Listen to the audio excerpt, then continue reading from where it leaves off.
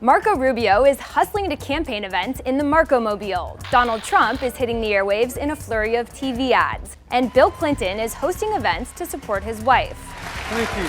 The new year has ushered in a new phase in the race to the White House, and presidential candidates are rushing to hold last-minute campaign events in early voting states like Iowa and New Hampshire. They're also sizing each other up with the latest fourth-quarter fundraising numbers. So far, Hillary Clinton has announced the biggest haul of all the candidates, $37 million in the final 3 months of 2015. But it's the fundraising numbers coming out of the Bernie Sanders camp that are impressing politicos.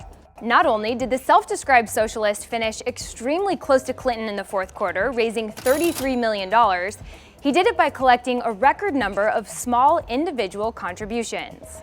Sanders says he's brought in 2,513,665 individual donations, which beats the previous high set by President Obama in 2011. I do not represent the billionaire class. I do not represent corporate America, and we do not want their money. While Clinton boasts more than 100 donors who have raised $100,000 or more for her campaign, the average contribution Sanders collected in the fourth quarter was just $27.16.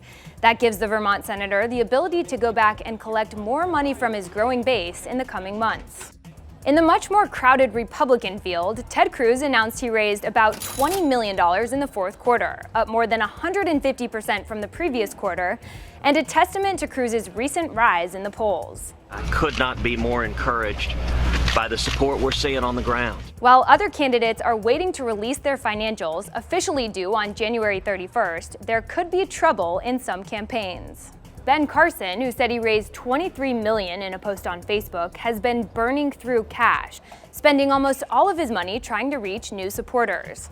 Carson, who's been sliding in the polls, is also grappling with major staff shakeups. 2 of his top aides resigned just ahead of the new year. And Jeb Bush, who's been struggling to gain traction in the polls, canceled $3 million in TV ad buys in Iowa and South Carolina. Bush's campaign says it's spending that cash to instead deploy staffers to early voting states. Meanwhile, frontrunner Donald Trump, who is largely funding his own campaign, is pledging to spend more on advertising in the next few months. I'm Donald Trump, and I approve this message. The businessman said he'll spend about $2 million a week on TV ads in early voting states to try to lock up the lead. I don't think I need the ads, but I'm doing them. I almost feel guilty. And I'm $35 to $40 million under budget. I was going to have at least $35 million spent as of January 1st, which is now. I spent almost nothing.